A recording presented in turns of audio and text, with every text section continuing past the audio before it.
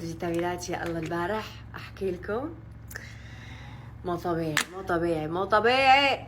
المهم كنت نايمة، بعدين اتصلت علي بيسو قالت لي بجي عندك للغرفة. جات عندي للغرفة، نامت عندي. اوكي، اول شي بيسو ما تقدر تنام الا بس يعني بالاضواء، وانا عكس ما احب اضواء.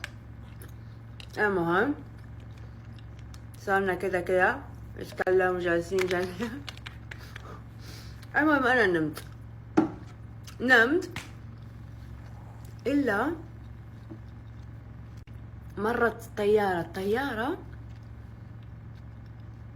كأنه صوت، يعني كأنه جنبنا، كأن الطيارة راح تدخل من الشباك قريبة، لأنه هون قريب مطار.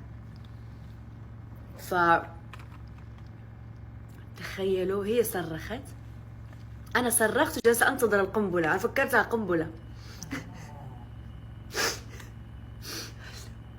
كنت نايمة صحيت ماسكة شعر بيسام أقول ما بعرف ليش مسكت شعرها.